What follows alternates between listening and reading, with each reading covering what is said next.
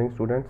कल हमने अपना नया चैप्टर स्टार्ट किया था, नया टॉपिक स्टार्ट किया था वेक्टर्स, और मैंने आपको जस्ट उसकी रिप्रेजेंटेशन के बारे में बताया था।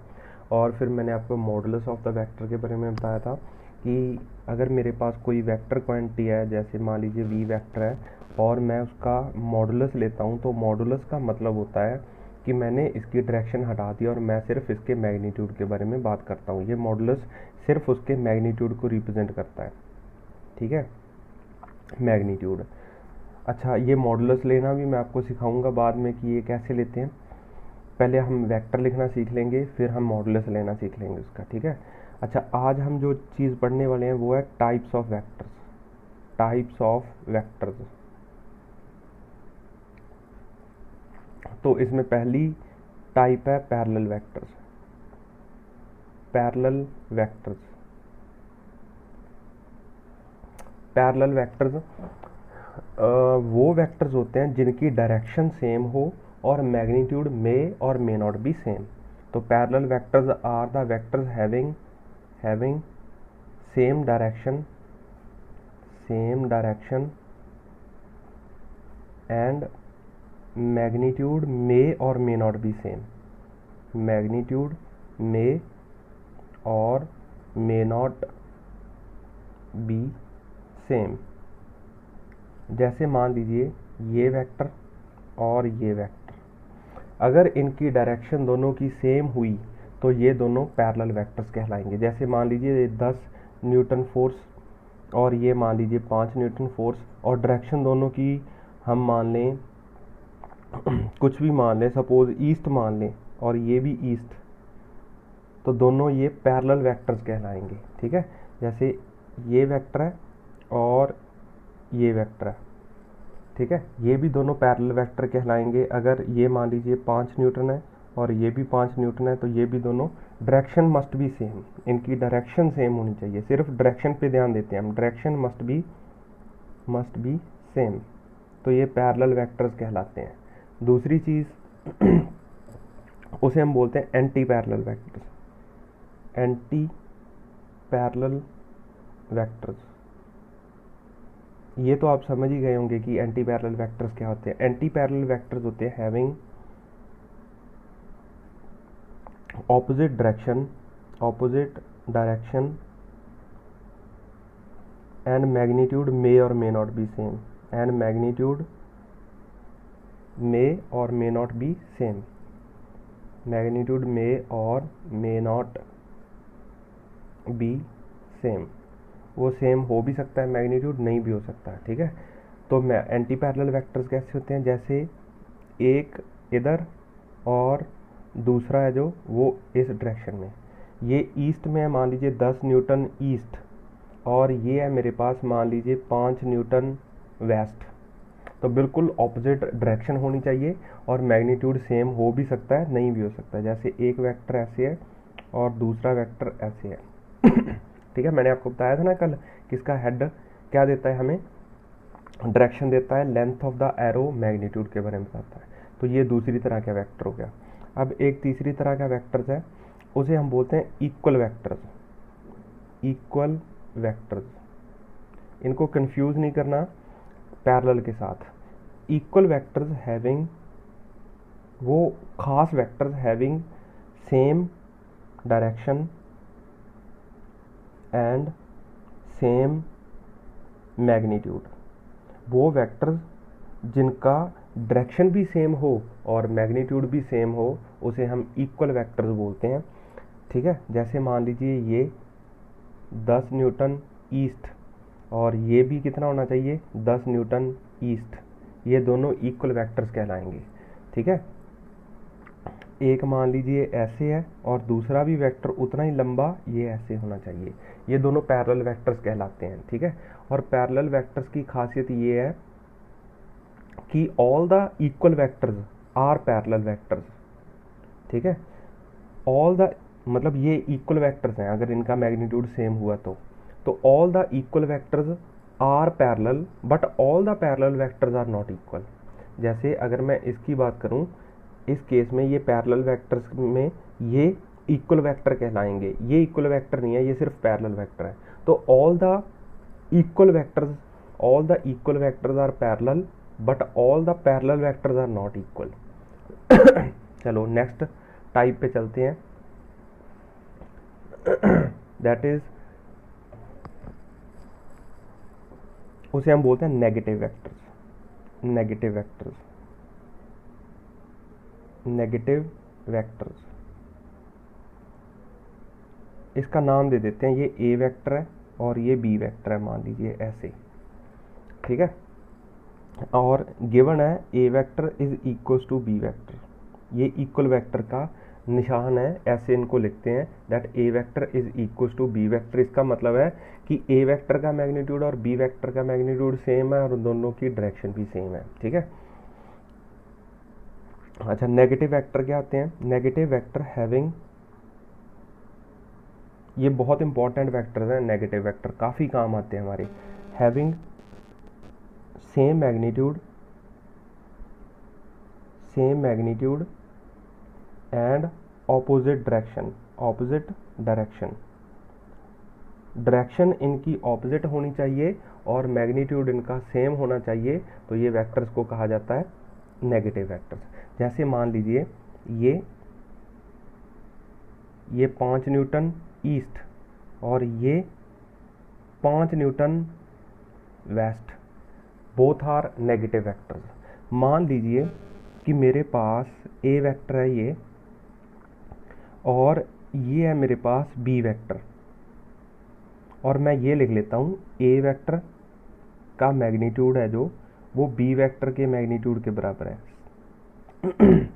इसका मतलब अगर मैग्नीट्यूड बराबर है और ये एंगल्स हैं जो वो मतलब जो इनकी डायरेक्शन है वो बिल्कुल ऑपोजिट है, तो ऐसे भी लिखा जा सकता है A vector is equals to minus times B vector. हम इसको ऐसे नहीं लिख सकते that A vector is equals to B vector, A vector is equals to minus times B vector, ठीक है। तो मैं आपको एक चीज़ और बताना चाहता हूँ, अगर मान लीजिए मेरे पास कोई भी ए वेक्टर है, ठीक है, तो मेरे को अगर बोला जाए कि ड्रॉ माइनस ए वेक्टर, तो माइनस ए वेक्टर का मतलब हो गया ऐसे ही उतने ही मैग्नीट्यूड का उल्टी डायरेक्शन में वेक्टर, तो ये माइनस ए वेक्टर है, ठीक है। मतलब कहने का कि जब मैं नेगेटिव वेक्टर की बात करता हूँ तो वो वेक्टर फ्लिप कर जाता है, अपनी डायरेक्शन से फ्लिप कर जाता है। मतलब ए वेक्टर का अगर मेरे को नेगेटिव चाहिए तो जस्ट इसको मैं फ्लिप कर दूंगा 180 डिग्री पे, तो ये घूम के दूसरी तरफ आ जाएगा, तो इसे हम नेगेटिव वेक्टर बोलते हैं, ठीक है। इस चीज़ का भी ध्यान रखना है। ये 4 तो बहुत इंपॉर्टेंट है, इसके बाद भी हैं कुछ वो इतने इंपॉर्टेंट नहीं है, बट फिर भी मैं आपको बता देता हूँ। Next vector is collinear vector. Collinear vectors, collinear vectors हैं जो हम उसको ऐसे बोल सकते हैं vectors in the same direction lying in the same line, ठीक है। Vectors in the same direction lying in same line, lying in the same line. एक ही लाइन में जो वेक्टर होते हैं उन्हें हम कोलिनियर वेक्टर्स बोलते हैं। जैसे ये ए वेक्टर है, इसके साथ आ गया मान लीजिए सामने बी वेक्टर आ गया और उसके सामने आ गया C vector. These A B C vectors are called collinear vectors, इन्हें हम कोलिनियर वेक्टर्स बोलते हैं, ठीक है। इसके बाद है हमारे पास 6th वेक्टर की टाइप, इसे हम बोलते हैं को इनिशियल वेक्टर्स। को इनिशियल वेक्टर्स, को इनिशियल वेक्टर्स का मतलब है कि जिनका स्टार्टिंग पॉइंट सेम होता है, ठीक है। Vectors having same starting point, vectors having same starting point. जैसे मान लीजिए ये एक पॉइंट है, ये ए वेक्टर है, ये बी वेक्टर है, ये सी वेक्टर है और ये मान लीजिए कोई डी वेक्टर है, तो हम इनको बोलेंगे दीज आर कॉल्ड को इनिशियल वेक्टर। इनका स्टार्टिंग पॉइंट सेम होना चाहिए। उसके बाद जो लास्ट टाइप आती है उसे हम बोलते हैं coplanar vectors. Coplanar vectors, coplanar vectors मतलब वो सारे वेक्टर जो एक ही प्लेन में लाई करें, ठीक है। 2 और more are said to be coplanar when vectors lying in same plane, ठीक है। Vectors lying in same plane, इसको भी मैं समझाऊंगा। और इसमें खास बात यह है कि magnitude may or may not be same, magnitude may or may not be same, direction may or may not be same, direction भी उनकी सेम हो या ना हो, बट वो एक ही प्लेन में होने चाहिए। जैसे मान लीजिए ये मेरी शीट है, कॉपी है, ठीक है, तो इस पेज के ऊपर जितने भी वेक्टर्स ड्रॉ कर लूँगा वो सारे के सारे कोप्लेनर वेक्टर्स कहलाएंगे, ठीक है। ऐसे ये सारे कोप्लेनर है, मतलब एक ही प्लेन में है, कोई भी वेक्टर प्लेन से बाहर नहीं आ रहा। देखो मैं आपको एक चीज़ और बताता हूँ, कोई भी वेक्टर अगर बाहर आता दिखाई बनाना हो तो ड्रॉ से किया जाता है, ऐसे डॉट लगाते हैं और एक सर्कल के अंदर बंद कर देते हैं। इसका मतलब है coming out of plane, out of paper से बाहर आता हुआ वेक्टर को ऐसे ड्रॉ किया जाता है। और अगर मैं क्रॉस लगा के सर्कल लगा दूं तो इसका मतलब है going into the plane, going into the plane. ये आपको सिंबल्स याद रखने हैं, ठीक है, प्लेन और पेपर जो भी, ये सिंबल आपको याद रखने हैं हमेशा हमेशा के लिए। इसको याद रखने का मेथड है कि जैसे देखिए एक तीर बाहर निकल रहा है, किससे, एक एरो बाहर निकल रहा है पेपर से, तो पहले आपको उसकी टिप दिखाई देती है, तो टिप ऐसे दिखेगी ना आपको बाहर आते हुए। और मान लीजिए एक वेक्टर अंदर, एक एरो अंदर जा रहा है, ठीक है, प्लेन के, तो लास्ट में उसके क्रॉस बना होता है ना एरो के एंड में, तो वो क्रॉस दिख रहा है, इसको याद आप ऐसे रख सकते हो, ठीक है। तो मतलब इनमें ये डॉट या ये क्रॉस वाली चीज़ कोई नहीं होनी चाहिए, एक ही प्लेन में सारा कुछ होना चाहिए, तो उसे हम कोप्लेनर वेक्टर्स बोलते हैं, ठीक है। All the vectors lying in the same plane. जैसे ये पेपर है तो सारी लाइंस पेपर पे ड्रॉ होनी चाहिए, कोई लाइन बाहर की तरफ ना निकले, कोई अंदर की तरफ ना जाए, ठीक है, कोई ऐसे ना जाए तिरछी, मतलब पेपर से बाहर किसी का मतलब कोई भी पेपर के बाहर नहीं आनी चाहिए, तो उसे हम क्या बोलते हैं, कोप्लेनर वेक्टर्स, ठीक है। नेक्स्ट है हमारे पास प्रॉपर्टीज ऑफ वेक्टर। नेक्स्ट जो चीज़ है that is called properties of a vector, vector की प्रॉपर्टीज। होप आपको ये 4-5 टाइप्स समझ आई होंगी। अब लिखते हैं हम प्रॉपर्टीज।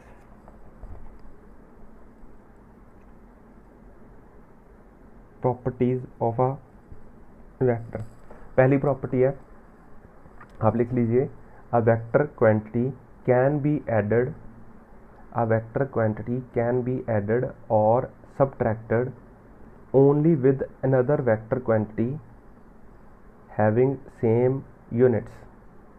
मैं रिपीट करता हूँ, a vector quantity can be added or subtracted only with another vector quantity having same units, ठीक है। जैसे मान लीजिए मेरे पास फोर्स है, मान लीजिए ये ब्लॉक है, ठीक है, और इस ब्लॉक पे मैं यहाँ पे इधर 5 न्यूटन फोर्स लगाता हूँ और एक और फोर्स लगाता हूँ 10 न्यूटन फोर्स, तो ये दोनों के यूनिट सेम है, तो मतलब इस ब्लॉक को मैं ऐसे भी ड्रॉ कर सकता हूँ कि इस पे 15 न्यूटन फोर्स लग रही है। तो मतलब कहने का कि दो सेम क्वांटिटीज़ को मैं, बट वो दोनों वेक्टर होनी चाहिए, तो मैं इनको जोड़ सकता हूँ, ठीक है। और एग्जांपल देखिए, अगर मान लीजिए मेरे पास इधर 10 न्यूटन फोर्स लग रही है और सेम इसी डायरेक्शन में, बिल्कुल ऑपोजिट डायरेक्शन में 5 न्यूटन फोर्स लग रही है, तो इसको मैं ऐसे भी ड्रॉ कर सकता हूँ कि इस डायरेक्शन में 5 न्यूटन नेट फोर्स लग रही है, ठीक है। ये इसका रिजल्टेंट है। देखो इस केस में हमने दो सेम वेक्टर क्वांटिटीज़ को जोड़ा तो ये बन गया, इसमें हमने दो सेम क्वांटिटीज़ के सेम यूनिट वाली क्वांटिटीज़ को, वेक्टर क्वांटिटीज़ को सब्ट्रैक्ट किया तो ये आ गया।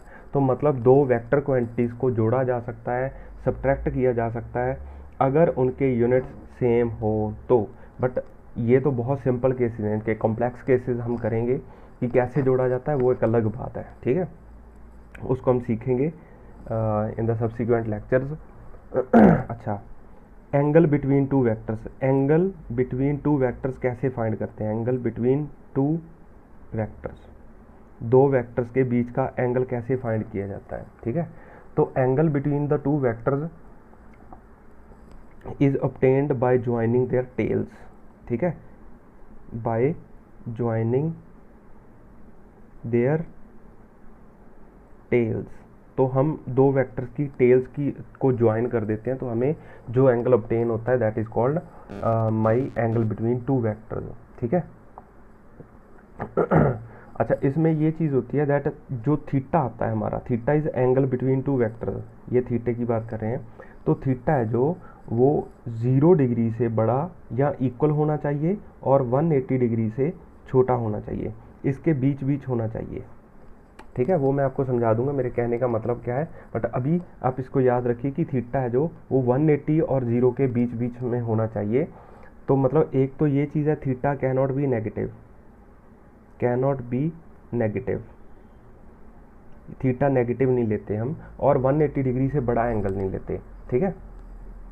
अब देखिए कैसे हम टेल्स ज्वाइन कर सकते हैं। पहली बात मैं आपको ये समझाना चाहता हूँ कि मान लीजिए कि मेरे पास एक वेक्टर है, ए वेक्टर। ठीक है, मैं इस वेक्टर को उठा के कहीं भी लेके जा सकता हूँ, बट मेरे को इसकी डायरेक्शन और मैग्नीट्यूड नहीं चेंज करना। Direction and magnitude cannot be changed, magnitude cannot be changed. आप इसका डायरेक्शन और मैग्नीट्यूड नहीं चेंज करोगे, आप इसको कहीं भी लेके जा सकते हो। इस वेक्टर को उठा के मैं यहाँ भी रख सकता हूँ, इसी डायरेक्शन में रहना चाहिए और लंबाई भी उसकी उतनी ही रहनी चाहिए, इसको मैं उठा के यहाँ भी रख सकता हूँ। ठीक है, this is called parallel shifting. इसे हम क्या बोलते हैं, parallel shifting of the vector, इसे हम पैरेलल शिफ्टिंग का नाम देते हैं। तो अब देखिए एंगल कैसे फाइंड करते हैं। मान लीजिए कि मेरे पास ए वेक्टर है और एक मेरे पास बी वेक्टर है। ठीक है। तो ये जो वेक्टर है बी वेक्टर, ये तो ऐसे मतलब हॉरिजॉन्टल पड़ा हुआ है। ये जो बी वेक्टर है ये मान लीजिए यहाँ का एंगल है जो ये वाला, ये है 180 डिग्री, नहीं कितना माने 120 डिग्री, 180 नहीं 120 डिग्री मान लेते हैं। ये एंगल है 120 डिग्री।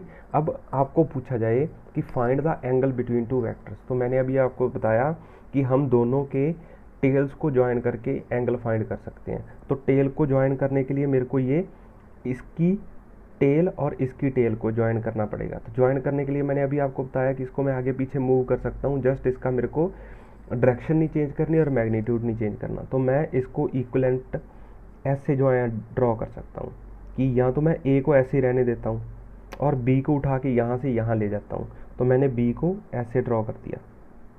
ठीक है, देखो अगर ये 120 डिग्री एंगल है तो ये 60 हो जाएगा। तो इसका मतलब ये बी वेक्टर इस हॉरिजॉन्टल से 60 बना रहा था, तो अभी भी ये 60 बना रहा है क्योंकि मैंने इसको घुमाया नहीं है, मैं इसकी डायरेक्शन नहीं चेंज कर सकता। तो ये आ गया बी वेक्टर। तो देखिए दोनों में एंगल कितना आ गया, theta, theta is equal to 60 degree ऐसे। तो आपको 180 से कम वाला एंगल लेना है हमेशा। ठीक है, तो इसका हम और देखते हैं एंगल्स कैसे हम कैलकुलेट करते हैं। जैसे मान लीजिए मेरे पास ये एक वेक्टर है ए वेक्टर और ये एक वेक्टर है बी वेक्टर। ठीक है, और ये एंगल मान लेते हैं हम 90 डिग्री है।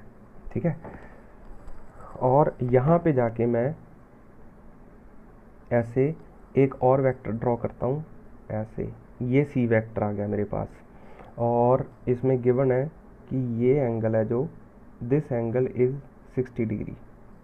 ठीक है, और देखिए यहाँ पे मान लीजिए मैं एक डी वेक्टर भी बना देता हूँ ऐसे, ये डी वेक्टर, 4 वेक्टर्स हैं मेरे पास और ये है 30 डिग्री। अब आपको एंगल्स फाइंड करने हैं। सबसे पहले आपको एंगल फाइंड करना है, पहली चीज़ angle between A vector and B vector, A vector और बी वेक्टर के बीच का एंगल फाइंड करना है। तो देखिए ए वेक्टर ऐसे है और बी वेक्टर कैसे है, बिल्कुल ऊपर। ठीक है, ये बी वेक्टर हो गया, ये ए वेक्टर हो गया, तो इनमें एंगल कितना आ गया 90 डिग्री। तो ये तो आ गया 90 डिग्री। दूसरा आपको एंगल फाइंड करना है ए वेक्टर और डी वेक्टर में। ठीक है, A vector and D vector में एंगल फाइंड करना है। अब ए वेक्टर और डी वेक्टर में कैसे एंगल फाइंड करेंगे, मैं इसकी टेल के साथ उसकी टेल मिला दूंगा। तो ए वेक्टर तो ऐसे है, ठीक है, पता है हमें। अब डी वेक्टर कैसे ड्रॉ करना है, डी वेक्टर है जो वो इस हॉरिजॉन्टल से कितना एंगल बना के बैठा हुआ है, इस हॉरिजॉन्टल से। अगर ये 30 हो गया तो ये कितना हो जाएगा 60 डिग्री। ठीक है, तो मैं डी वेक्टर को ऐसे ड्रॉ कर देता हूँ ऐसे, तो ये डी वेक्टर आ गया और ये एंगल कितना है 60 डिग्री। अब देखिए ये मैं बोल रहा था कि आपको 180 के बीच वाला एंगल लेना है। अब ए और डी में तो ये एंगल भी बच्चा बोल सकता है कि ये एंगल भी हो सकता है, दैट इज़ 300 डिग्री। तो बट आपको छोटे वाला एंगल लेना होता है हमेशा। ठीक है, इसीलिए ये चीज़ लिखी थी मैंने, दैट थीटा है जो वो 0 और 180 के बीच में रहेगा। ठीक है, तो अब यहाँ पे ये 60 डिग्री आ गया। ठीक है, ये मैंने क्या किया, ए वेक्टर लिया, बाकी छोड़ दिए, और डी वेक्टर को उठा के यहाँ से उठा के मैंने इसको ऐसे प्लेस कर दिया। ठीक है, तो क्योंकि ये हॉरिजॉन्टल से कितना एंगल बना रहा था 60 डिग्री, तो ये भी कितना बनाएगा 60 डिग्री। तो इसका आंसर क्या आ गया 60 डिग्री। थर्ड, आप इसको खुद करने की कोशिश करना, angle between D vector and B vector. तो डी वेक्टर और बी वेक्टर, इसको खुद करने की कोशिश करो, ये सिंपल ट्रिग्नोमेट्री है। अब देखो इसका आंसर, ये है मेरे पास हॉरिजॉन्टल लाइन, और जो डी वेक्टर है वो ऐसे एंगल बना के बैठा है यहाँ से 60 डिग्री, और ये डी वेक्टर है, और जो बी वेक्टर है वो बिल्कुल सीधा सीधा है ऐसे, और वो इस लाइन से कितना एंगल बना के बैठा है 90 डिग्री, ये बी वेक्टर है। तो दोनों में एंगल कितना आ गया 90 + 60 that is equal to 150 degrees, ये एंगल आ गया। ठीक है, चौथा देखते हैं, आपसे पूछा जाए angle between A vector and C vector, A और सी में एंगल बताइए भी कितना है। इसको भी आप खुद ट्राई कीजिए, स्क्रीन पॉज कीजिए और फिर इसको चेक कर लीजिए कि आपने सही किया है कि नहीं किया। ठीक है, तो ए वेक्टर है मेरे पास ऐसे, और सी वेक्टर कैसा है, सी वेक्टर देखिए ध्यान से यहाँ पे सी वेक्टर वर्टिकल के साथ 60 बना के बैठा है, तो हॉरिजॉन्टल के साथ कितना बना के बैठा है 30 डिग्री। ठीक है, ये रेड कलर के जो हैं ये दोनों गिवन नहीं थे क्वेश्चन में, ये मैंने अपनी अकल से निकाले हैं। ठीक है, अकल से क्या मतलब आपको पता ही है कैसे निकालने हैं। अब ये सी वेक्टर यहाँ पे ड्रॉ कर दूंगा मैं, तो ये सी वेक्टर आ गया। अब इन दोनों में एंगल कितना हो गया 30 डिग्री, ऑब्वियस सी बात है क्योंकि वो हॉरिजॉन्टल के साथ कितना बना के बैठा है 30 डिग्री, तो ये 30 डिग्री आ गया। फिफ्थ क्वेश्चन है इसमें, find the angle between B vector and C vector. इसको भी आप कीजिए, ये बी वेक्टर तो ऐसा है, ये बी वेक्टर है, और सी वेक्टर कैसा है, सी वेक्टर इसके साथ ये ऐसे एंगल बना के बैठा है, ये एंगल 30 डिग्री है तो इन दोनों में एंगल कितना आ गया, हॉरिजॉन्टल के साथ उसने कितना बनाया 60 डिग्री, तो आंसर इज 60 डिग्री। ठीक है, और लास्ट है जो इसमें, अगर आपसे पूछा जाए find the angle between C vector and D vector, C vector और डी वेक्टर में बताइए भी एंगल कितना है, तो देखिए सी वेक्टर कैसा है सी वेक्टर है ऐसे, जिसने हॉरिजॉन्टल के साथ कितना बना रखा है 30 डिग्री, ऐसे ऐसे ही है ना, ये हाँ देखो, ये हॉरिजॉन्टल के साथ सी वेक्टर ने 30 बना रखा है ना, आप पहले वो फिगर ड्रॉ कर लो, ये देख लीजिए पहले, ये 30 डिग्री हॉरिजॉन्टल के साथ सी वेक्टर बना के बैठा है, और इसने डी वेक्टर ने कितना बनाया हॉरिजॉन्टल के साथ 60 डिग्री, तो मैं 60 और यहाँ पे ऐड कर देता हूँ ऐसे। ठीक है, तो ये डी वेक्टर आ गया और ये 60 डिग्री है, तो दोनों में एंगल कितना आ गया 90 डिग्री, सिंपल, तो ये 90 डिग्री एंगल आ गया। ठीक है, तो बहुत आसान होते हैं ये, कोई खास बात नहीं है इसमें। और देखिए 2 एंगल्स और इम्पॉर्टेंट है मैंने आपको बताने हैं, वो एक तो है 180 डिग्री। ठीक है, मतलब अगर मान लीजिए मैं ये कहता हूँ A vector and B vector has 180 degree angles between them. ठीक है, तो इसको कैसे ड्रॉ करेंगे, मान लीजिए ये ए वेक्टर है और 180 डिग्री कैसे ड्रॉ करेंगे, ये ऐसे, ये बी वेक्टर है। ठीक है, और ये एंगल कितना आ जाएगा 180 डिग्री। दूसरी चीज़ है, अगर मैं बोलूँ A vector and B vector has 0 degree angle, 0 degrees, तो ये कैसे ड्रॉ करेंगे 0 डिग्रीज, तो 0 डिग्री ड्रॉ करने के लिए मान लीजिए कि ये ए वेक्टर है तो बी वेक्टर 0 डिग्री कहाँ पे ड्रॉ करेगा, बिल्कुल इसके ऊपर। मान लीजिए छोटा था, थोड़ा था बी वेक्टर, तो ये ए वेक्टर को रिप्रेजेंट कर रहे हैं इतनी लंबी लाइन से, ये इतनी लंबी लाइन ए वेक्टर को रिप्रेजेंट कर रही है, और यहाँ तक ये छोटी वाली लाइन बी वेक्टर को रिप्रेजेंट कर रही है। तो दोनों में एंगल कितना हो गया, थीटा इज 0 डिग्री। ठीक है, ये चीज़ आपको समझ आनी चाहिए। ठीक है, एंगल्स निकालना होप आप सीख गए होंगे कि कैसे निकालना है। ठीक है, आगे है हमारे पास जो तीसरी प्रॉपर्टी है, that is multiplication of a vector with a scalar quantity. अगर मैं एक वेक्टर क्वांटिटी को एक स्केलर क्वांटिटी से मल्टीप्लाई करता हूँ तो क्या होता है वो हमें देखना है। ठीक है, मान लीजिए मेरे पास फोर्स है 5 न्यूटन ईस्ट। ठीक है, कोई एफ वेक्टर है,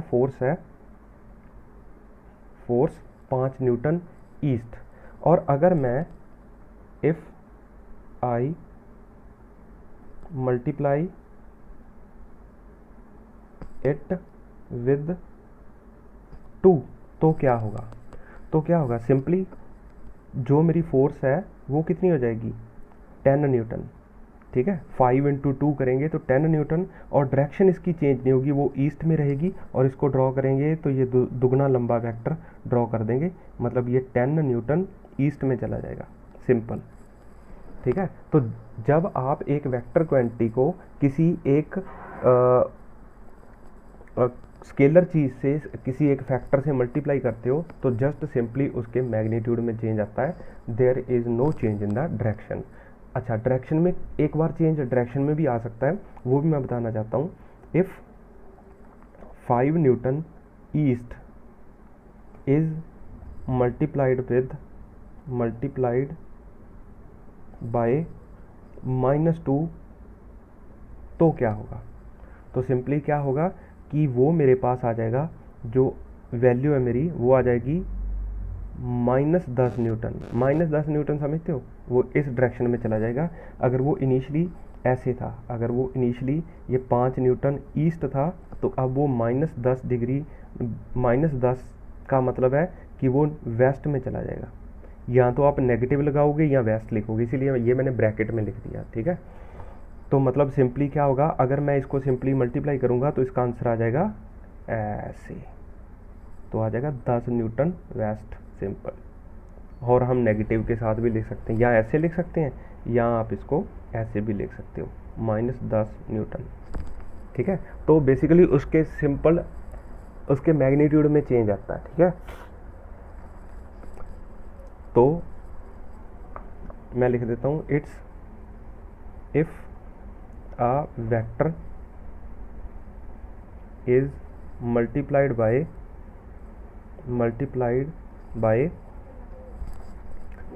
a scalar quantity,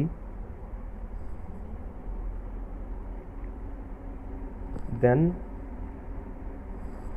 scalar quantity कुछ भी मैं लैम्डा लिख देता हूँ, किसी लैम्डा या कुछ भी, कोई भी कांस्टेंट है, ये कांस्टेंट टर्म है, मतलब 2 3 4 5 6 any number, it can be any number. ठीक है, वो नंबर लाइन पे लाई करने वाला कोई भी नंबर हो सकता है। Then its magnitude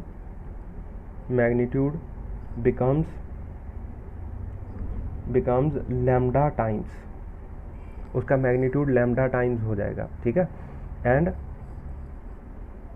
direction will remain same if lambda is positive and direction will change by 180 degree if lambda is negative, simple। ठीक है, तो इसके बाद है हमारे पास वेक्टर अलजेब्रा, जो मैं आपको कल से पढ़ाना स्टार्ट करूँगा। वो रियल फील है वेक्टर की, वहाँ से स्टार्ट होता है हमारा एक्चुअल में वेक्टर क्या चीज़ है वो। ठीक है, तो कल हम वो वेक्टर अलजेब्रा पढ़ेंगे। आज आप ये चीज़, कल वाला वेक्टर और आज वाला, ये रिवाइज़ कीजिए, आपको बेसिक चीज़ों का पता होना चाहिए। अगर कोई भी प्रॉब्लम है तो आप मेरे से मैसेज करके पूछ सकते हैं। ठीक है। तो अगर मेरे को लगा कि वो मैसेज में समझा सकता हूँ तो मैं मैसेज में समझा दूँगा। अगर आपको मेरे को लगा कि मेरे को वीडियो लेक्चर बना के कुछ वीडियो डाल के आपको समझाना होगा तो नेक्स्ट लेक्चर के पहले मैं वो वीडियो लेक्चर बना के आपको दिखा दूँगा। ठीक है, थैंक यू।